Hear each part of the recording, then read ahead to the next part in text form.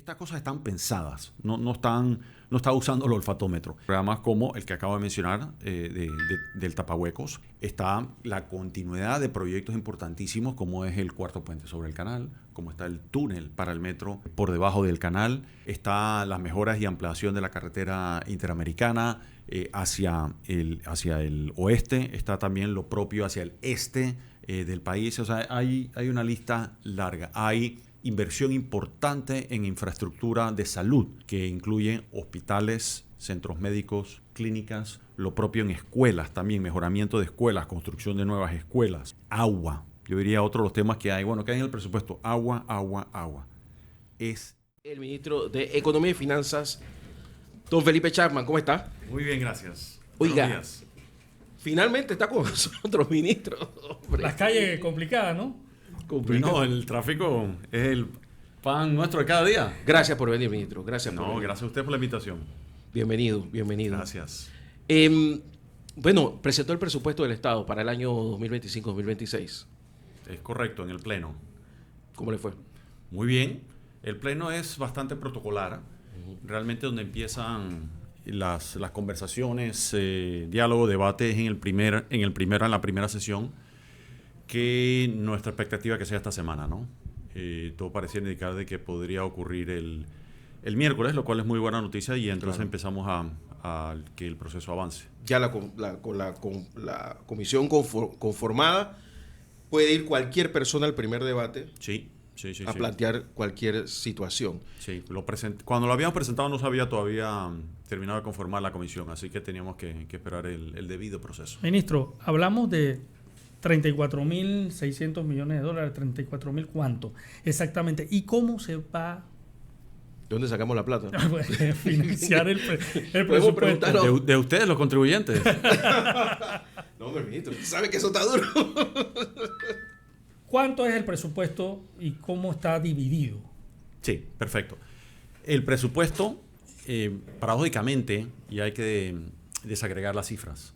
A algunas personas les gusta las cifras. Hay dos frases y compiten en saber quién tiene la razón, si es Dios o el diablo el que está en los detalles. Entre el año pasado y el presupuesto tiene un incremento real, si se quiere mirar comparando peras con peras, manzanas con manzanas, es de menos del 1%, menos de un punto porcentual. ¿Por qué? Porque si a eso les agregamos rubros, digamos, que en alguna medida no controla, forman parte de la gestión, digamos, planificada de este gobierno, incluye deuda, servicio a la deuda, primordialmente amortización, porque recuerden que el presupuesto común es un flujo, a diferencia del privado, que no es un devengado, es por flujo. Si tú tienes que pagar vencimientos, tienes que tener el ingreso del vencimiento. Sumas eso, más el aporte, la contribución extraordinaria, no prevista o no existente previamente, para el programa de pensiones de la Caja de Seguro Social, que lo que busca es, obviamente, lo que trajo esa reforma es garantizar que todo el jubilado, actualmente jubilado, continúe recibiendo su misma pensión hasta el final de su vida. Y que los jóvenes tengan la oportunidad no solamente garantizar su pensión, sino que puedan tener una pensión inclusive superior a la de sus padres o a la generación superior. Ese es un aporte importante. Y en adición a eso, el incremento o el delta, como se le llama también en matemáticas, el delta del aumento en la planilla, que viene producto de legislaciones que automáticamente obligan a ese aumento de la planilla. Si nada más extraemos esas cosas, prácticamente idéntico el presupuesto. Ahora, ¿dónde están realmente las diferencias con el anterior? Que hay un monto muy superior en inversiones, o lo que llamamos gasto de capital, versus lo que había el año anterior. Ha habido una reducción de la planilla. Es más, cuando uno mira la serie de tiempo, es la primera vez. Ocurren dos cosas, y nuevamente, diablo o Dios está en los detalles. Por primera vez, en más de 14 años, estamos anticipando, estamos proyectando, o nuestra meta es producir un saldo positivo primario, lo que llamamos un superávit primario. Es decir, que el flujo fiscal sea positivo antes de pagar intereses, para romper con la mala práctica de tener que pedir prestado para pagar intereses. Obviamente esto parte de la premisa de un... Sacar la plata de la planilla del presupuesto, como debe ser. Exactamente. Y lo otro, es la primera vez en más de 25 años que logramos bajar, no en monto, sino en tendencia, la planilla. Ministro, por pura curiosidad, ¿cuántos años tiene la República de Panamá que está pagando planilla con préstamos? Esa es muy buena pregunta. Yo creo que... Bueno, el dinero es fungible. La pregunta es...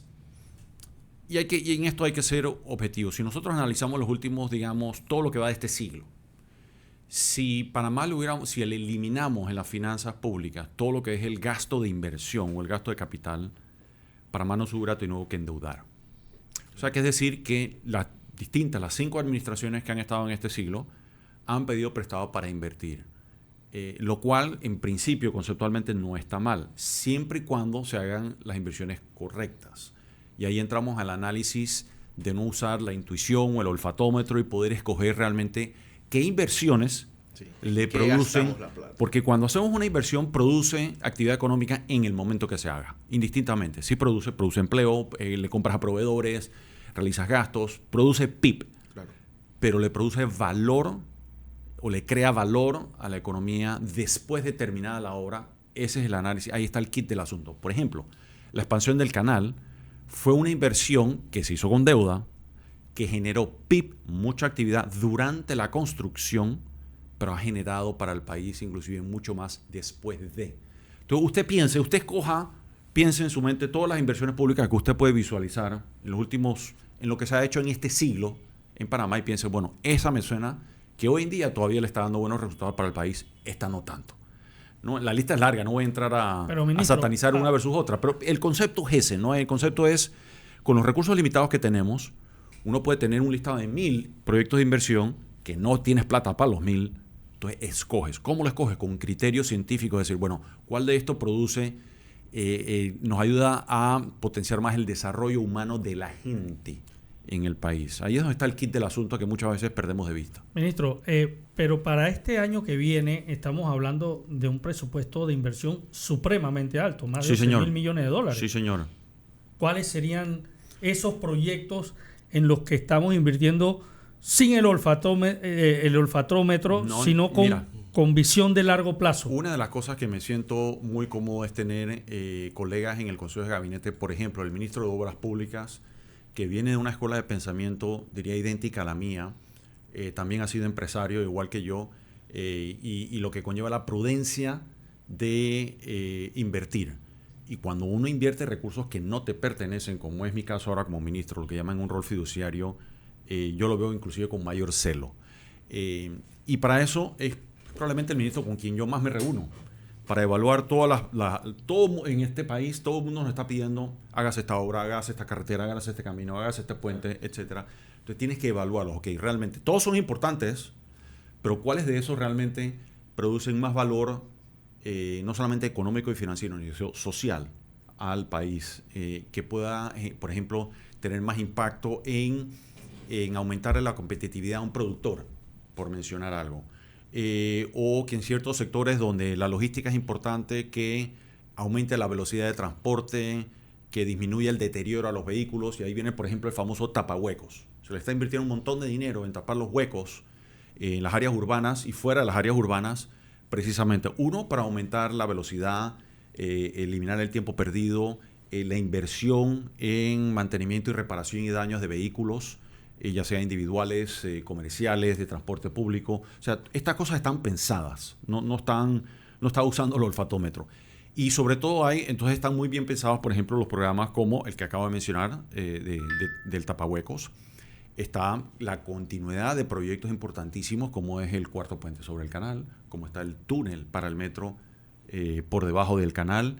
Está las mejoras y ampliación de la carretera interamericana, hacia el oeste. Está también lo propio hacia el este del país. O sea, hay una lista larga. Hay inversión importante en infraestructura de salud, que incluye hospitales, centros médicos, clínicas, lo propio en escuelas también, mejoramiento de escuelas, construcción de nuevas escuelas, agua.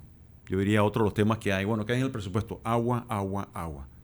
Es realmente injustificable, impresentable. Y yo como panameño me avergüenza, es primera vez que yo ocupo un cargo público, primera vez que le sirvo al oyente. Yo soy un servidor público y me lo tomo muy en serio.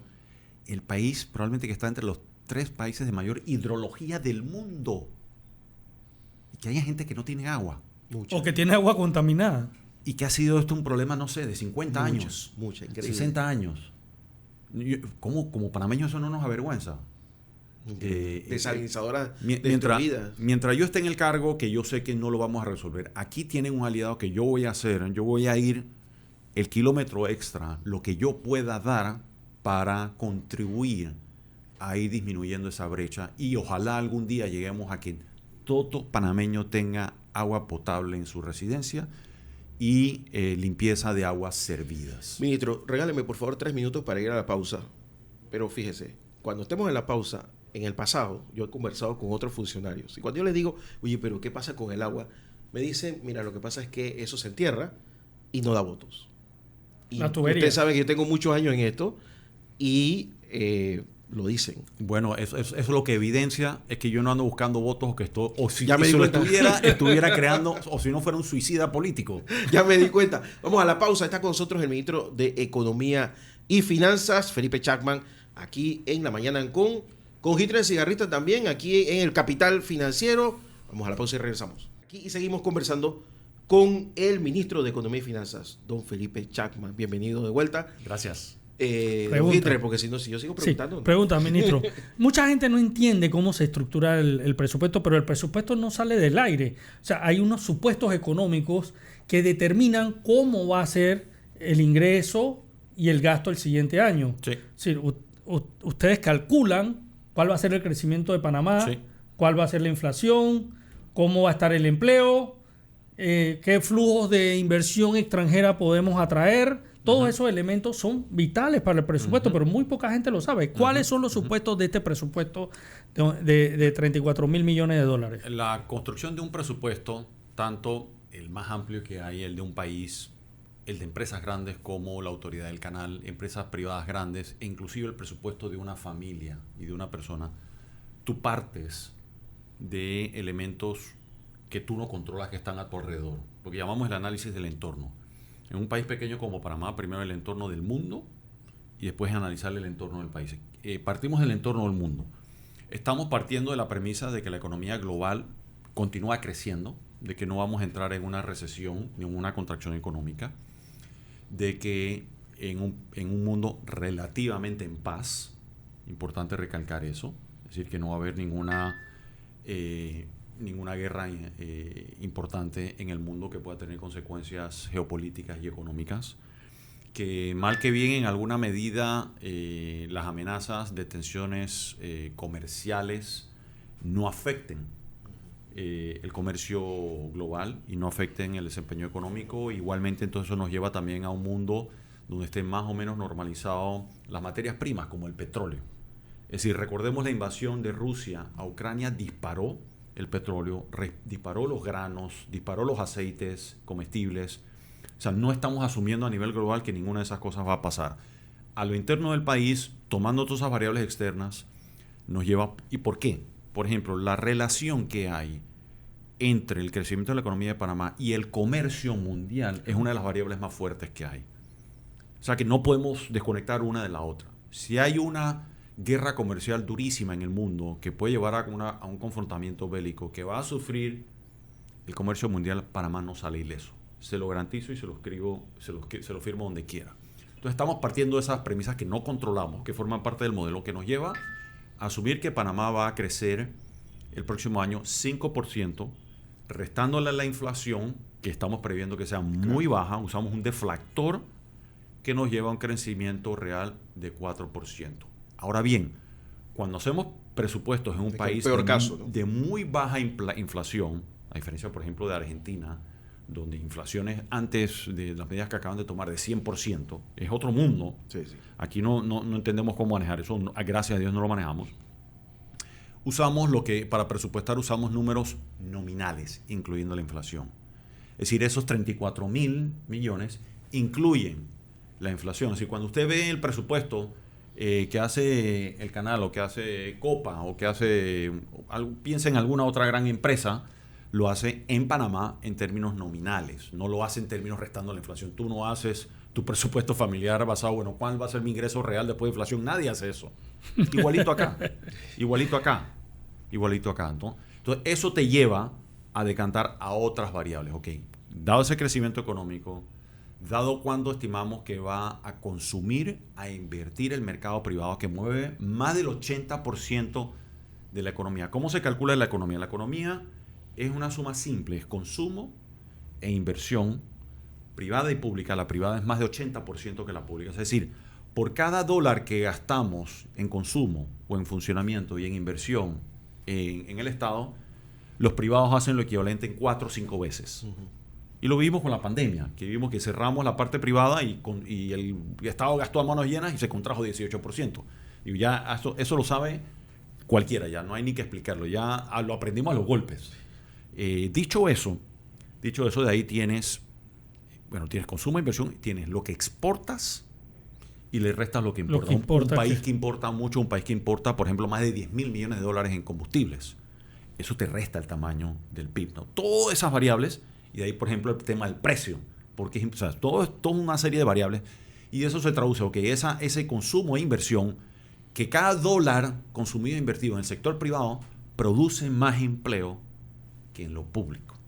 Porque fíjense a veces aquí, vimos un país a veces que yo le llamo que puede tener comportamientos esquizofrénicos, porque la gente dice, por supuesto, yo quiero un presupuesto austero, sí, yo quiero un presupuesto pero más, lo mío más tiene prudente, y yo quiero que haya más empleo, pero efectivamente, yo quiero que se gaste más en lo mío. Claro, y es mucho. O yo quiero que haya más subsidios, o yo quiero que el gobierno contrate más gente. Le digo, espérate, eso es contradictorio. No se puede hacer lo mismo, todo al mismo tiempo. No, es que lo que me estás diciendo contradice tu objetivo. Claro. Entonces tú lo que tienes que hacer es tener las condiciones adecuadas en lo público, porque cada ese dólar que gasta el ciudadano a pie en la micro, mediana y pequeña empresa y la empresa en gasto de consumo, comprando a proveedores, por ejemplo, o en inversión, una vivienda es una inversión que hace una familia, produce mucho más empleo que lo propio en lo privado. Pero ministro, Panamá tiene... lo propio en lo público, perdón. Panamá tiene varios problemas que yo quería ver si usted... Bueno, ahora estábamos hablando del presupuesto, pero también en su día a día como ministro de Economía y Finanzas, si está en sus planes abordarlo. Nosotros, además de la enorme cantidad de subsidios que tenemos, ya ni siquiera es por el monto, sino por la cantidad. También tenemos un montón de leyes especiales que tarde o temprano van a ser inmanejables. Sí. Nosotros, alguien decía, ¿por qué no le regalan $1,000 a cada panameño? Es que le estamos regalando a cada panameño mucho más de $1,000 si usted comienza a sumar y restar. El problema es que nos lo gastamos de una vez en cosas, pero yo recuerdo cuando lo del Canal de Panamá, la ampliación, se decía que eso iba a pagar la deuda externa, pero eso es imposible si casi la totalidad de todo lo que ingresa es igual al monto de todo lo que egresa en subsidios. ¿Cómo reacomodar eso? A ver, va a pagar la deuda externa. No sé cómo llegaron a esa conclusión. La deuda externa en Panamá es... Bueno, pero en esa época de repente era viable. Hoy no. No, inclusive, póngase que la deuda externa antes de que explotó en los últimos 4 años, que se duplicó, eran 25.000 millones. Sí. Y lo que le entrega, digamos que redondeando cifras, que lo que le entregase el canal al Estado panameño, 2.500. Si tú no usabas esa plata para absolutamente nada más y no produjeras déficit, sino superávit, te tomaría al menos te tomaría, no sé, como 15 años, porque acuérdate que eso le tienes que sumar intereses. Claro, sí. No es que tienes $25,000 estáticos. No, eso va a creciendo. 25,000 más los intereses que tienes que pagar todos los años. O sea, te hubiera tomado 15 años usando toda esa plata nada más para pagar deuda. O sea, de ahí también se dispara porque empezamos los subsidios. Bueno, a lo que voy es que aquí los panameños nos encanta ir dando enunciados sin sentarse ni tomarte 2 minutos en hacer los números. Claro. Eso es puro cuento. Entonces, esa es otra cosa interesante. El año pasado se cumplió el objetivo. Todo el mundo, bueno, que el presupuesto que fue horrible. Se cumplió el objetivo porque estamos hablando aquí, ahora, de leyes especiales. Si no se produjese, si hubiéramos hecho lo contrario, simplemente ir como haciendo lo mismo de siempre, el año pasado ese presupuesto hubiera pasado tranquilito, tomando el presupuesto que habíamos recibido, que era un desastre, todo el mundo lo aplaudía, nadie iba a criticar, nadie hubiera hablado de las leyes especiales, ni 7% de la educación, ni aumentos automáticos. O sea que el propósito se logró. Que yo estuviera dispuesto a tomar el costo político y que me criticaran, lo vuelvo a hacer. Porque yo salgo aquí y sigo siendo panameño, viviendo aquí, viviendo los mismos problemas con las mismas preocupaciones. Yo tengo que tener el mismo discurso y ser consecuente con lo que yo decía hace 2 años y es con lo que voy a decir en 10 años. Voy a ser consecuente con eso. No es que no soy el individuo que cambia de persona al pasar de ser privado a ser público y de vuelta a ser privado. Dicho eso, muchos me critican. ¿Y por qué usted no ha modificado? Hombre, llevamos como 1 año y llevamos 30 años de que nadie se atreve a modificar ninguna de esas leyes. Pero sí, llegó este ministro que lo modifique en un par de semanas o meses sin tener mayoría en la Asamblea de Diputados. Ese es otro problema. Y en este país, donde, que yo lo sé, y con todo eso me apunté en el cargo, el panameño, como me decía una vez en mi mundo privado, una de las personas, uno de mis clientes que venía de afuera, vengo de vuelta a visitar al país de los llorones. Y le digo, ¿cómo así? Ustedes son de los pocos países que yo conozco que avanzan y van para el cielo y lloran todo el día. Eso es Ustedes verdad. sufren A mí me lo han dicho también. de autoflagelación. Ustedes sufren de Abre los periódicos, escucha los medios, abre las redes.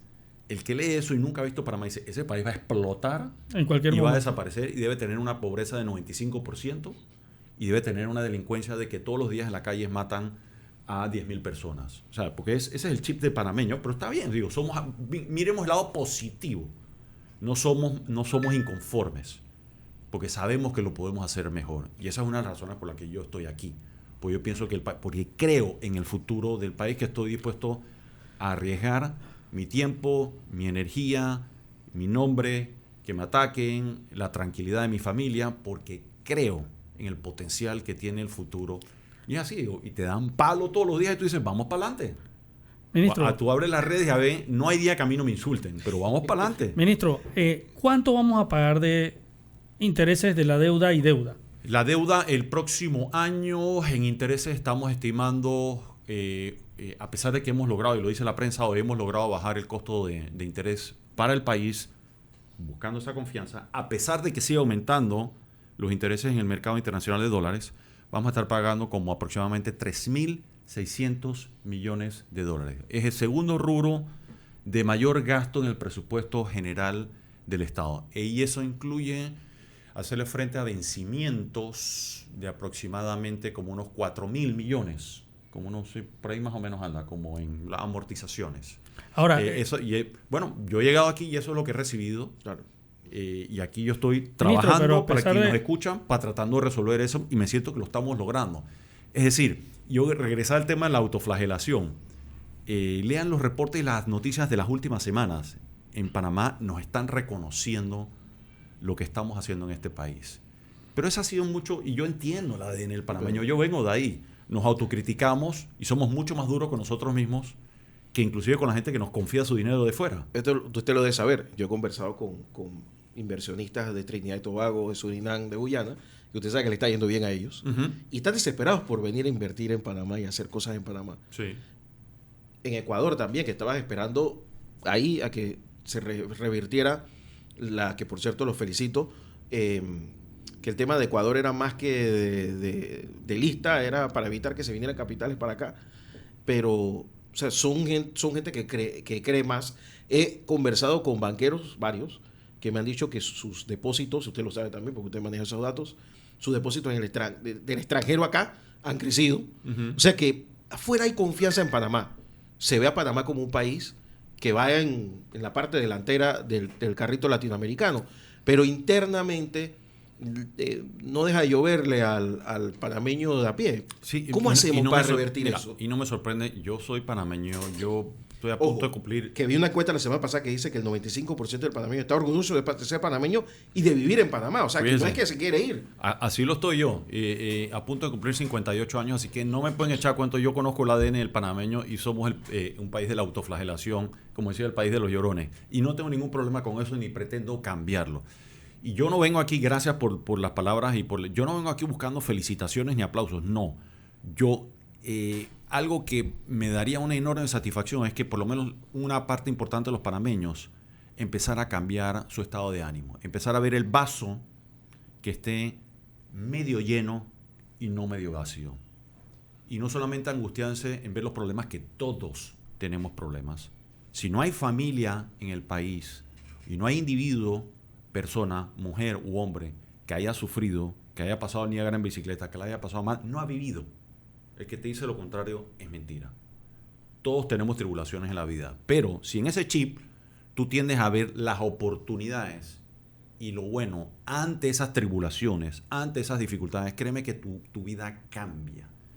Yo vengo de invertir mi vida en pensar en ver el vaso medio lleno y en ver todas esas dificultades y crisis en oportunidades, y todo tiene solución en la vida menos la muerte. En algunos países te dicen que la muerte es impuestos. Aquí todavía no hemos logrado cambiar el chip de que el panameño de que debe pagar impuestos. Tú no puedes pretender que arreglemos, tapemos los huecos en la calle y evade los impuestos. O sea que en inglés decían death and taxes. Claro. Aquí lo garantizado, por lo menos por ahora, es la muerte. Vamos a tratar de que el panameño también se empiece a comprometer, Ministro, con pagar los impuestos. Pero mucho de lo que está pasando es falta de empleo. Y esa falta de empleo hace que el panameño no sienta lo que el presidente prometió, que es el chen-chen en el bolsillo. Sí. Entonces, frase ahora, horrible. hay oportunidades inmediatas. Digo, los panameños somos suicidas.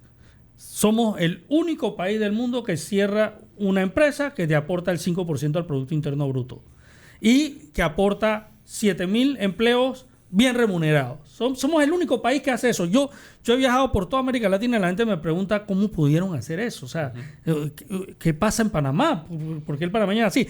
Y ahora, recientemente, a pesar de todas las advertencias, permitimos que Chiquita Abraham saliera del país, dejando a más de 5,000 panameños sin empleo. O sea, no solo lo hacemos una vez, sino que lo repetimos. Sí. Pero estamos desconectados porque hacemos eso, pero queremos que haya empleo y queremos que haya empleo bien remunerado y queremos chen-chen. Ahora, yo digo que hay una oportunidad inmediata que es reabrir la mina, y la otra oportunidad inmediata de generar algo de empleo es lograr lo que el presidente ha avanzado, que es que aparentemente podría haber un acuerdo con Chiquita. Pero en ambos casos se generaría empleo inmediato, que es un poco lo que el panameño está esperando. Me dice, ¿cuál es, para mí, como persona, cuál creo yo que es el reto más importante y más apremiante de la sociedad panameña? Y lo veo también no solamente como individuo, como ciudadano, sino como ministro, es la calidad de vida de la gente. O sea, el reto humano, la gente que está pasándola mal. Y eso se traduce en no solamente falta de empleo. Panamá tiene una tasa de desempleo superior al 9%, que es excesivamente alta.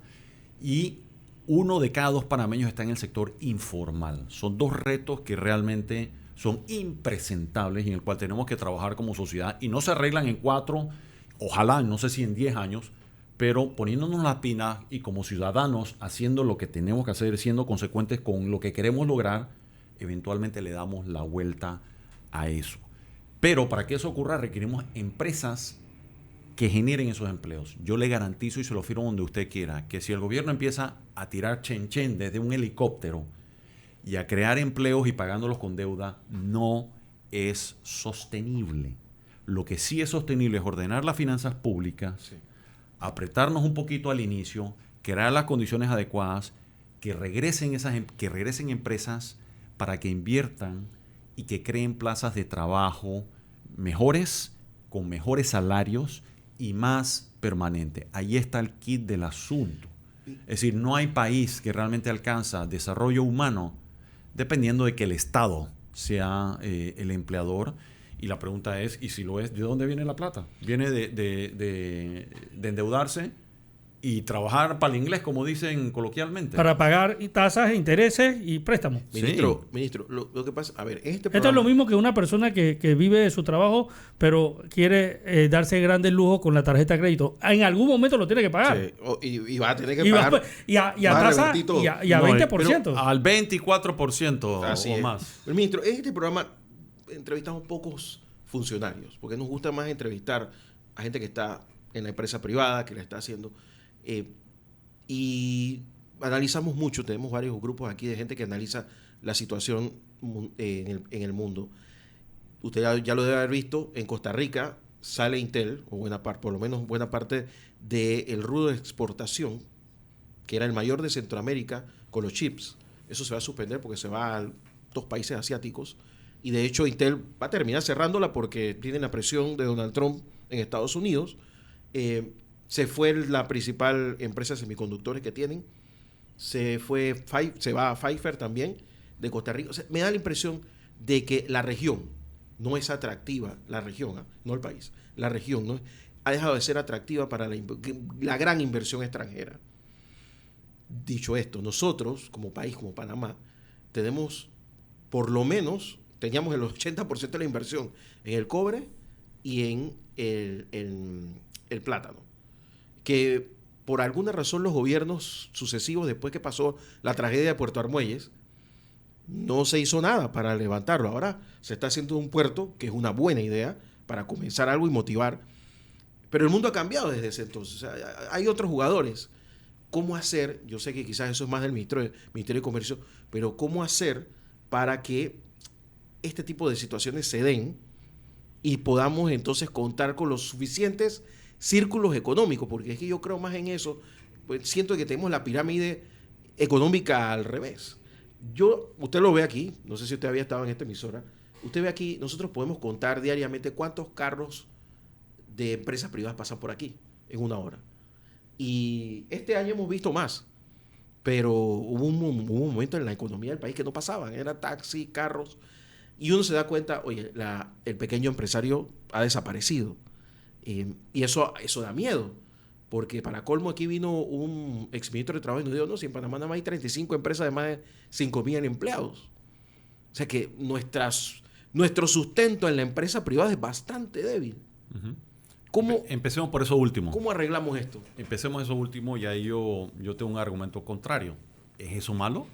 Cuando uno va, inclusive en Europa, en Estados Unidos, el Pareto es la mayor cantidad de los empleos en los países de mayor ingreso viene de la micro, mediana y pequeña empresa. Es que eso es lo que yo quiero que es falso que viene la gran empresa. No, claro que no. O sea que yo rebato y yo no pienso que eso es malo. Al contrario, ¿qué hacemos para que se cree más empleo en esa micro, pequeña y mediana empresa? Creas las condiciones, el ecosistema. ¿Se está haciendo ahora mismo? Sí, señor, sí se está haciendo. Hay un plan. Parte de eso, por ejemplo, pronto se va a estar lanzando un programa de garantías al crédito trabajado con el Banco Interamericano de Desarrollo para que muchas de esas empresas pequeñas que les cuesta muchísimo conseguir financiamiento lo puedan hacer y que se canalice a través de no solamente el Banco Nacional, sino a través de los bancos y financieras privadas. Y ya prontamente se va a estar lanzando. Y si tiene éxito y tiene acogida y se animan a estas empresas a ir a acceder a ese crédito donde se les va a dar una garantía adicional en los casos que no tengan suficientes garantías o colaterales para acceder a crédito en buenos términos y condiciones, mi esperanza es que se vuelve como un círculo virtuoso y el mismo fideicomiso de garantía se empieza a alimentar y a crecer y a crecer y a crecer. Yo soy creyente de que allí es donde más empleo y prosperidad se puede crear. No solamente tendemos a tener la idea de que no es que solamente la gran empresa. Hombre, la gran empresa aparte también es importante, no solamente por la estabilidad y los tamaños de inversión, porque hay gran transferencia de conocimiento, lo cual es fundamental. Es decir, hoy en día nosotros no tuviésemos los bancos privados que tiene este país si en los años 70 y 80, a inicios de los 80, no tuviéramos la cantidad de bancos extranjeros operando en el país, contratando panameños que aprendieron de las mejores prácticas bancarias del mundo y después crearon sus propios bancos. No tendríamos a panameños administrando el Canal de Panamá sin haberlo aprendido de los americanos que lo manejaron hasta fines del siglo pasado. Eso se llama transferencia de conocimiento y es fundamental. Entonces, para eso traes a esas empresas que tienen el know-how, el conocimiento y lo transfieren. Ministro, usted señaló que nos están reconociendo poco a poco la labor que se ha hecho durante la actual administración. Yo siento que eso parte mucho también de la calificación de riesgo del país. Uh-huh. Yo creo que eso es el retener la calificación de riesgo de 2 de las 3 grandes calificadoras del mundo de alguna forma indica que vamos por el camino correcto, por lo menos en lo que respecta a las finanzas públicas. Totalmente. Es más, muchos son cosas, mira, y son cosas a veces que pensamos que pasan por arte de magia. O simplemente no, como decimos en panameño, no le paramos bola. Eso pasa porque eso es facilito. Todo el mundo da por descontado de que los primeros meses de la administración del año pasado se iba a perder la calificación de riesgo, de grado de inversión de Standard & Poor's y Moody's. Ya estamos en agosto del año 2025 y no solamente no se ha perdido, gracias a Dios, sino que el precio que pagan en los mercados por nuestra deuda ha reducido el costo de financiamiento para el país. O sea, y la gente pregunta, ¿eso ocurre por arte de magia? No, eso ocurre por un trabajo que se hace 24/7, 7 días a la semana, 35 días al año. Y este ministro que está acá, cada vez que hay que ir a hablar y dar la cara por los ciudadanos ante las calificadoras, ante quienes nos prestan el dinero, ante las multilaterales, voy y lo hago. Y cuando tú vas a esas reuniones, es como si estuvieras, cuando ustedes ven como esas películas, cuando estás en un juicio, por lo menos en los Estados Unidos, lo que llaman ese interrogatorio de un fiscal, ese cross-examination, así es como uno se siente. Porque te sientas ahí, te empiezan a preguntar de todo y te someten bajo una presión. Y yo sé que viene con el cargo y la responsabilidad, pero es lo que hay que hacer para demostrarle al país que acá tienen panameños. Yo soy un representante de los panameños en estas funciones, de que tenemos panameños serios, que vamos a cumplir nuestras obligaciones del Estado, no es de un gobierno, y que hacemos nuestra tarea con responsabilidad. Oígame, pero me han dicho que de esas empresas incluso hasta mensualmente lo han estado evaluando. O sea que sí, hay que reconocerlo, porque hay que decirlo en voz alta, que no estamos pasando de plomo por gusto a la gente. El Ministerio de Economía y Finanzas actual ha dado la cara por el país y ha evitado lo que era una caída sin ninguna posibilidad de atenuación. Íbamos a perder el grado de inversión. Mira, lo íbamos a perder. Y tengo que reconocerlo. Y lo conversé, fue una de las razones por las cuales yo acepté el cargo y el honroso reconocimiento del presidente de la República. Sin tener el apoyo total del presidente de la República, no pudiéramos haber mantenido la calificación de riesgo de grado de inversión que hemos mantenido. Y las veces que yo le he solicitado al presidente que me acompañe a reuniones de esta índole, me ha acompañado, que muchas veces critican que ¿por qué viaja el presidente? Porque el presidente es el principal representante del Estado panameño. El yo llegar a una reunión con quienes nos prestan dinero, quienes nos califican, con el presidente de la República, es una diferencia enorme. Gigantesca, que pocos países hacen. Y que pocos presidentes les interesa, ojo. Ahora, ¿cómo se traduce eso en la tasa de interés? ¿Qué ha pasado con la tasa de interés? Yo recuerdo que cuando se financió el cuarto puente sobre el canal hablábamos de más de 9%. Sí. Esa fue la tasa de interés a la que se dio el préstamo, más de 9%. Hoy, ¿cómo estamos? Hoy estamos, dependiendo de los plazos. Pero, por ejemplo, nosotros nada más en el margen, ¿cómo se tasa esto? Te pones un referente, que el típico referente hoy en día es la nota del Tesoro americano, sí, que ha estado subiendo. Y sobre eso te ponen un margen. Es como te dicen, antes decían LIBOR más tanto. Ahora te dicen SOFR más tanto. Aquí era nota del Tesoro americano más tanto. Antes estábamos por 3.5%. Por encima de eso ya vamos por 2% por encima de eso. Por eso el periódico hoy habla de una reducción de más de 40%. Es decir, eso, como le gusta decir el presidente, eso no es poca cosa. Y el panameño dice...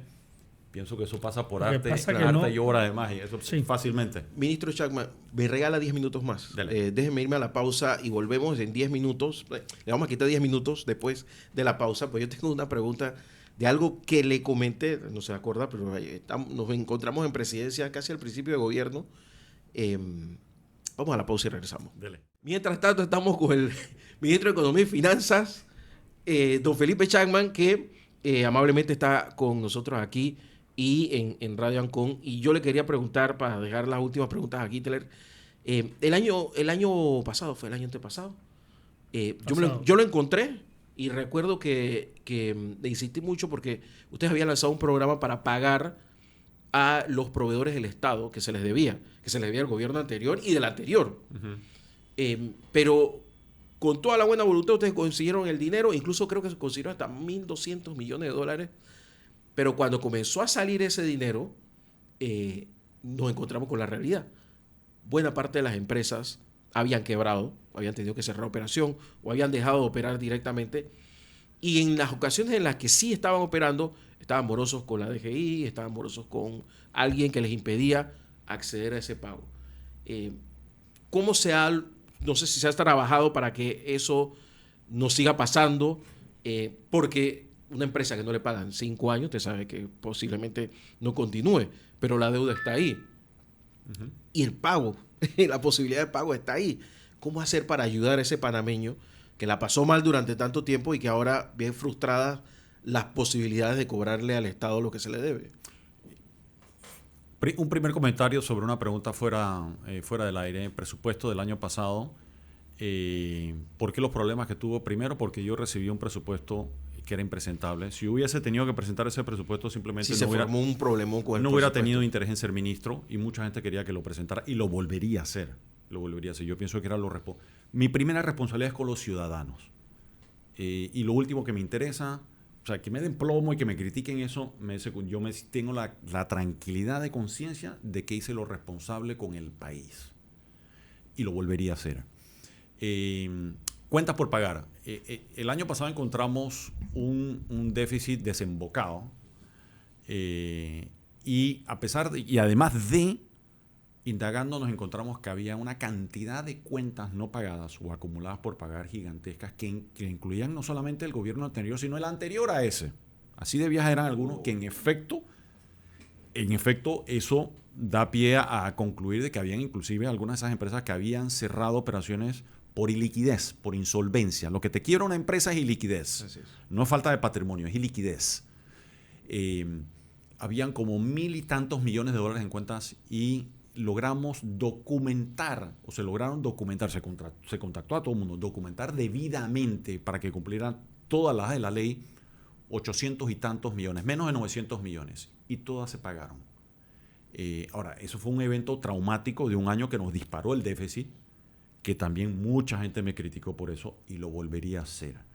Porque a mí me parecía una injusticia, algo totalmente inhumano, quebrar empresas por no pagarle y llevarlas a la insolvencia.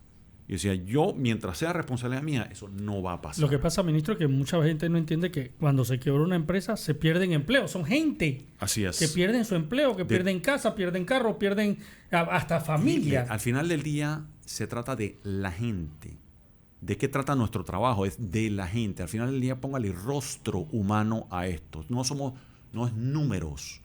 Es gente. Y detrás de esas cuentas por pagar había gente, seres humanos que comen, que pagan renta, que pagan cuentas, que pagan impuestos, que pagan seguro social. Es gente. Y al final del día se trata de la gente. Ese es el objetivo al final del día.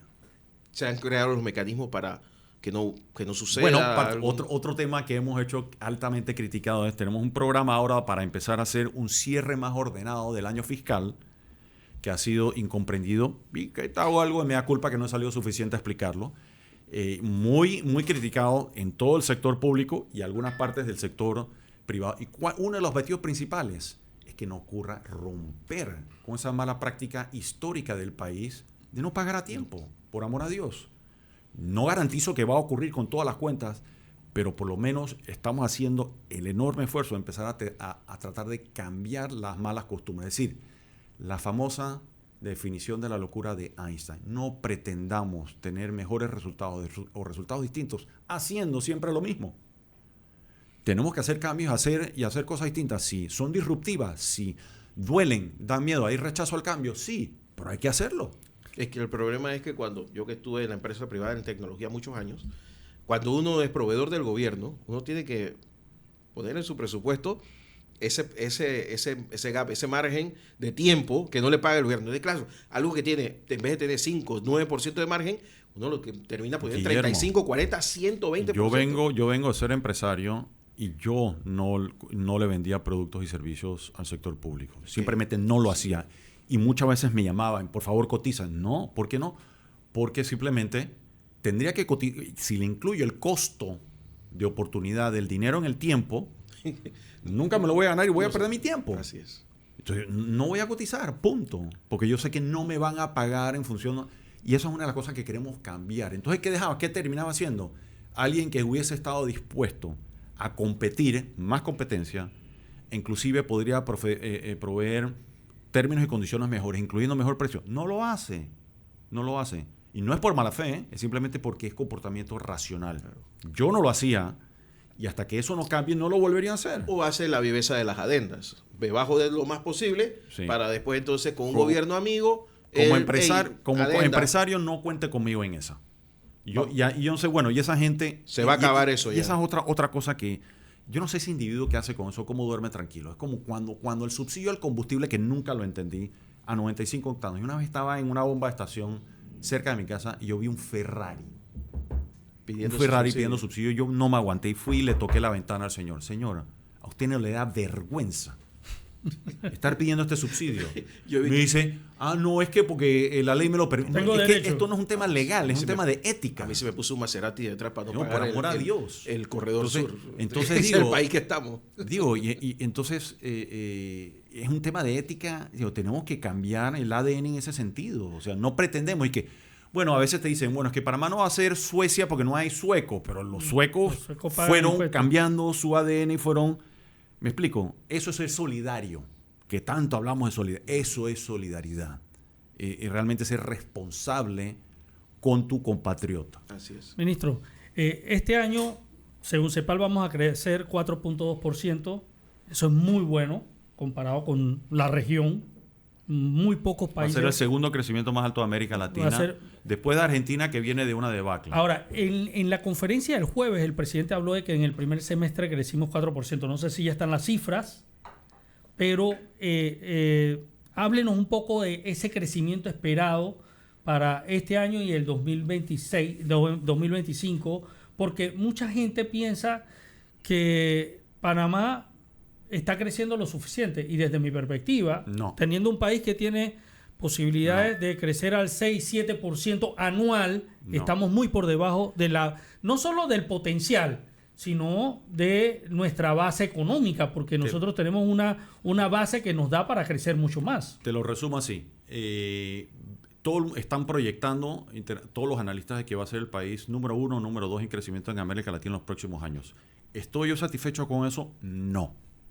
Yo voy a hacer todo lo que esté a mi alcance, como decía Winston Churchill, haciendo con sudor, lágrimas y sangre, hacer todo lo posible que esté a mi alcance para crear las condiciones y el entorno para que el país crezca mucho más rápido que de eso. ¿Por qué? Porque Panamá requiere crecer mucho más que eso para bajar la tasa de desempleo, para reducir el empleo informal, para reducir la inequidad, mejorar la distribución del ingreso nacional. Para eso es fundamental que crezcamos más y para eso requerimos de un ecosistema y de un entorno que propicie eso. Mucho de eso lo podemos hacer desde el Ejecutivo, pero requiere también del concurso del órgano legislativo, del órgano judicial, de las empresas, de los sindicatos, de los ciudadanos, o sea, se requiere, estas cosas no se hacen en el vacío, se requiere que por lo menos haya una parte importante de la sociedad que realmente lo quiera, y para eso tenemos todos que trabajar en esa dirección. Y parte de mi responsabilidad es, en efecto, lo que está a mi alcance, poder crear las condiciones adecuadas para que eso ocurra. Ahora, hay muchos panameños que piensan que todas esas cosas se pueden lograr sin pagar impuestos. Imposible. Y la evasión fiscal es muy alta en Panamá. Muy altísimo, no, es impresentable. Yo como panameño me avergüenzo de que en Panamá el nivel de impuestos sobre el Producto Interno Bruto sea escasamente 7%. Me avergüenza. Y se lo dice a alguien que ha pagado sus impuestos toda la vida desde el día que recibí mi primer cheque.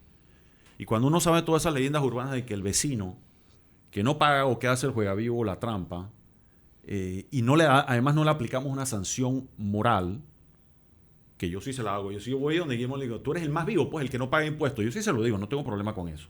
Y tú sí eres mala gente, ¿por qué me dices eso? Porque es verdad. Yo sí pago mis impuestos y tú no, pero tú quieres más servicios del Estado.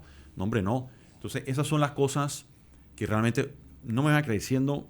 Ya ministro de Estado, una persona conocida, esto es Panamá, por chat, WhatsApp, me ponen por escrito, ministro, ¿usted está pensando en una moratoria?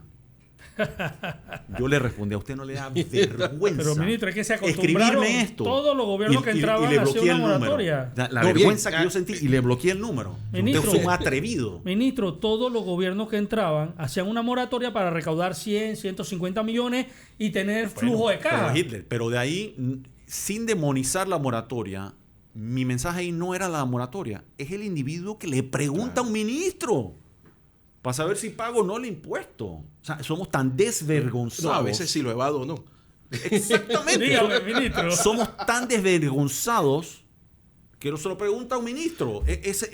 No, por amor a Dios, Lo tenemos que espantoso. romper con eso. Yo no me imagino la cantidad de gente que le escribe a Yo Camilo yo Valdés encontré eso. para preguntarle ¿Tú sabes cuántas empresas puedo llenan, no pagar? llenan esos libros con botes, con helicópteros, con aviones? No, hombre, yo he no, visto no, cosas. no. No, yo- Eso, digo, yo... Oiga, Ahora, mi ¿cómo primer- subimos esa tasa impositiva de 7% del Producto Interno Bruto a 10 o 12? Porque realmente, como estamos ahora, es muy difícil. Lo La vamos gente a hacer, pasándola. lo vamos a hacer y no me va a ser popular, pero lo vamos a hacer y ya lo estamos haciendo. La recaudación ha subido a la fecha 7%. Mi anhelo es cuando dejemos el cargo dejar ese número en doble dígito. En doble dígito. Yo creo que el potencial de Panamá es duplicarlo, pero duplicarlo eso toma muchos años. Pero lo vamos a subir y eso requiere más inspectores, más auditoría, más disciplina, ser más duros en el sentido de fiscalizar. Es una tarea desagradable, pero se va a hacer. Es decir, y si usted va de sus impuestos y lo encontramos, se va a arrepentir. Como debe Así ser. que mi consejo es póngase al día y nos vamos a apalancar en tecnología. Estamos haciendo algunas iniciativas nobles, creativas, como la lotería fiscal, que ya arranca este mes, en el cual con usted, con Sí, la para mí factura me del encanta esa ITBMS, se puede ganar mucho más plata que la lotería. No, y quitar la cultura- que quiero que no jueguen la La lotería. cultura ojo, de, pero usted quiere la factura. ¿Cómo que yo quiero la factura? Dame mi factura. total. Es Eso que es te la increíble. tiene que dar sin Total. preguntar. Sí, yo Totalmente. no sé por qué me preguntan. Así es. Ministro, sé que se tiene que ir ya, porque ya va comenzando el día, pero quería cerrar la entrevista y gracias a Hidre Cigarrista por la iniciativa también. El presupuesto. Como usted sabe, vimos el espectáculo, no voy a calificarlo porque es incalificable, pero el espectáculo de cómo se peleaban las comisiones, especialmente la de presupuesto. No lo va a decir usted, lo va a decir yo. Usted sabe que no se la peleaban por los mejores intereses del país, sino por venderse hacia sus electorados. O sea que lo que viene ahora es tratar de hacer una carnicería con el presupuesto para lucirse. Eso es lo que vamos a ver en los próximos meses. ¿Está el Ministerio de Economía y Finanzas preparado para esa sustentación que se prevé amarga y difícil? ¿Cómo poder lograr que no terminen recortando algo que se ha hecho? O aumentando, o porque el año pasado aumentándolo, lo que porque querían era aumentar el presupuesto. le meten a la mecanita de la irresponsabilidad, como pasó el año pasado, y finalmente no se pueden cumplir algunos objetivos. ¿Cómo hacer para que no se repita esto? Estamos preparados y hemos ayudado a que los ministros y instituciones también estén lo mejor preparados posible. Es parte de nuestra responsabilidad ayudarlos a que lo estén. Ya que hay un término constitucional y legal que debo comentar. Cuando el presupuesto, la ley, el proyecto de ley, porque es una ley, el proyecto de ley de presupuesto llega a la Asamblea, ni la Asamblea, ni el Ministerio de Economía y Finanzas, ni el órgano ejecutivo, representado a través del MEF, tiene facultad de cambiar los números. Eso es importante hacer hincapié en ello. No tenemos facultad legal para hacerlo. Se puede cambiar la normativa, es decir, las palabras, más no los números. Lo que la Constitución permite es que la Asamblea puede hacer recomendaciones de cambios al órgano ejecutivo. Que ocurre un año sí, un año no. Cuando dicen que bueno, es que se devolvió el presupuesto. No, eso es parte normal. Lo dice la Constitución. Es más, miren Estados Unidos, ¿cuántas veces nos ha cerrado el gobierno federal porque no se ponen de acuerdo? Que aquí no llegamos a esos extremos. Eso es parte de la democracia. Eso es parte de la democracia.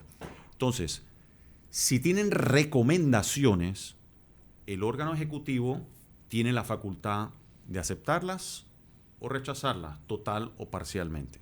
Si las rechaza, va a votación y la Asamblea tiene la facultad de aprobarla o improbar la ley de presupuesto. Si no aprueba la ley de presupuesto, rige el presupuesto de ley inmediatamente anterior. Si acepta las recomendaciones total o parcialmente, tiene que regresar todo el proceso. Tiene que regresar al ministerio, de ahí se tiene que presentar al Consejo de Gabinete, de Consejo de Gabinete tiene que regresar a la Asamblea y reinicia todo ese recorrido. Pero eso está claramente previsto en la Constitución. Ha ocurrido 1001 veces en este país. Es más, yo me atrevería a decir que ocurre más veces que menos. Que mucha gente dice, le devolvieron el presupuesto. Eso es parte. No, el año pasado parecía que era el fin del mundo, la caída del gobierno. El año pasado fue distinto por las razones que acabo de comentar. Y yo sabía 1000% de que se iba a rechazar y que se iba a echar para atrás, con premeditación y alevosía. Y los mensajes quedaron... Sí sabían que iba a pasar. Yo sí sabía que iba a pasar y los mensajes quedaron marcadísimos a nivel nacional, que nos ha llevado entonces a reenfocar las discusiones de los temas apremiantes del país. Y ese era uno de los propósitos y se cumplió. Que este año se soliciten cambios puede ocurrir perfectamente.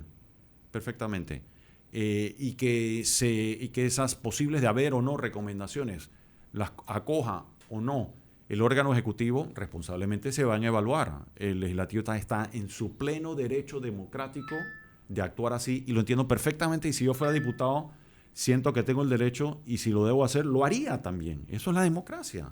O sea, yo no me ofendo por eso, al contrario. Yo soy demócrata, yo defiendo la Constitución. Eso está bien. ¿Cuál es el timing que tenemos para la aprobación del presupuesto? ¿Hasta qué fecha? En una legislatura ordinaria hasta el 31 de octubre. O sea que de aquí al 31 de octubre tiene que darse todo eso que usted me está planteando. Sí, señor. Bueno, nosotros lo presentamos hace ya varias semanas, antes que se conformara la comisión. Sí, o sea que el tiempo está corriendo. Si llegaran a pedir sesiones extraordinarias, la culpa no es del Ejecutivo. Es de ellos que no se pusieron de acuerdo con sus comisiones. Bueno, la sesión extraordinaria que tiene facultad para pedirlas es el presidente de la República. Sí, así es. Si no se aprueba el presupuesto, eso es otra razón. Si no ha sido votado, de todas formas, o sea, habría presupuesto. No es que el país se queda sin presupuesto. No ocurre como en Estados Unidos, que se tranca el gobierno. Claro. Aquí sí no hay esa medida extrema. Y probablemente ustedes han visto en las noticias aquello de que se cierra el gobierno federal y literalmente cierran la oficina. Cierran parques, es traumático y la gente se va para su casa.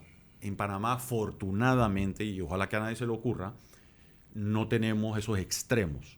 Si no se vota antes del 31 de octubre, el país tendría presupuesto de todas formas. No es lo ideal. Claro.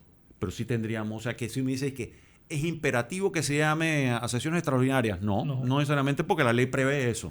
Pero además, en el transcurso del año se pueden hacer los cambios presupuestarios que se necesitan, pero eso requiere mayor consenso, porque hay que ir a la comisión a hacer créditos adicionales para poder compensar lo que no se aprobó en el presupuesto. Sí, y eso es más traumático en el sentido de que es más burocracia, toma tiempo, te retrasa la gestión. No es lo ideal, ojo, pero se puede hacer. Ministro Felipe Chapman, gracias por estar con nosotros a esta hora de la mañana, y venga cuando, esta es su casa, venga cuando sea conveniente, que aquí no mordemos, al contrario, nosotros lo que queremos es que los oyentes en todo el país sepan que se está construyendo país y que las cosas no están tan mal como parecen. O por lo menos como le pintan a uno que están. Y que sí se puede levantar el país y que hay una construcción positiva. Eso es lo más importante. Estábamos mal, pero vamos bien. Fabuloso. El ministro de Economía, Felipe Chapman, con nosotros, Economía y Finanzas, con nosotros aquí en la mañana, Ancón, con Hitler el Cigarrista y el Capital Financiero.